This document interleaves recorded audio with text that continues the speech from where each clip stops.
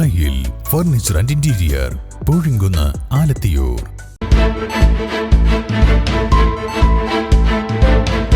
നമസ്കാരം, വെട്ട ന്യൂസ് ക്യാപ്സ്യൂളിലേക്ക് സ്വാഗതം. പവൻ ഗോൾ തിരൂർ. പൊളിച്ച കെട്ടിടങ്ങൾക്ക് നികുതി കുടിശ്ശികയെന്ന് കാണിച്ച നോട്ടീസിന്റെ മറവിൽ ഭരണസമിതിയും ഉദ്യോഗസ്ഥരും ഉൾപ്പെട്ട റാക്കറ്റ് കെട്ടിട ഉടമകളിൽ നിന്നും ഭീഷണിപ്പെടുത്തി വൻ തുക വാങ്ങുന്നതായി LDF parliamentary leader advocate S. Girish പറഞ്ഞു. നഗരസഭാ കൗൺസിലിൽ വിഷയം ഉന്നയിച്ചിട്ടും പ്രശ്നം പരിഹരിക്കാൻ യാതൊരു നടപടിയും ഇതുവരെ എടുത്തിട്ടില്ലെന്നും നഗരസഭയിലെ ചില ജീവനക്കാരും ഏജന്റുമാരും ഭരണ നേതൃത്വവും അടങ്ങിയ റാക്കറ്റിന്റെ നിയന്ത്രണത്തിലാണ് നഗരസഭാ ഓഫീസ് പ്രവർത്തിക്കുന്നതെന്നും അഡ്വക്കേറ്റ് S. ഗിരീഷ് പറഞ്ഞു.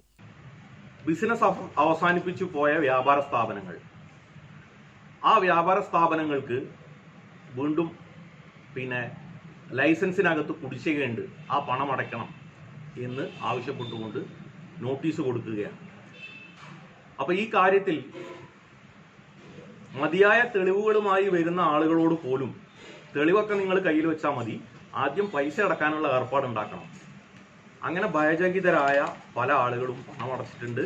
പല ആളുകളും ഈ ഏജൻസിയുടെ കയ്യിൽപ്പെട്ട് ഭീമമായ സംഖ്യ നൽകാൻ ഇടയായ സാഹചര്യം ഞങ്ങൾ കൗൺസിലിൻ്റെ ശ്രദ്ധയിൽപ്പെടുത്തിയിട്ടുണ്ട്.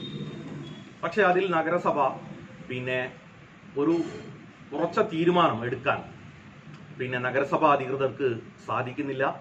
ഞങ്ങൾ പലപ്പോഴും സൂചിപ്പിച്ചതുപോലെ ഇതിൻ്റെ എല്ലാം പിന്നിൽ പ്രവർത്തിക്കുന്ന ഒരു റാക്കറ്റിൻ്റെ നിയന്ത്രണത്തിലാണ്.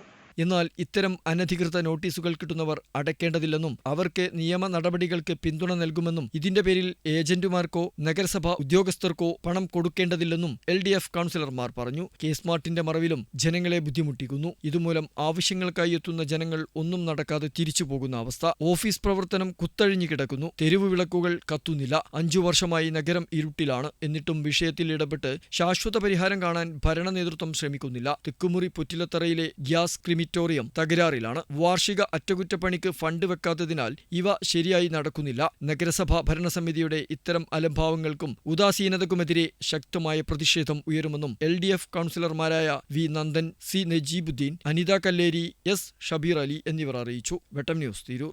എന്റെ ഇഷ്ടങ്ങൾ എന്റെ ഫാമിലിക്ക് അറിയാം. Family wedding centre.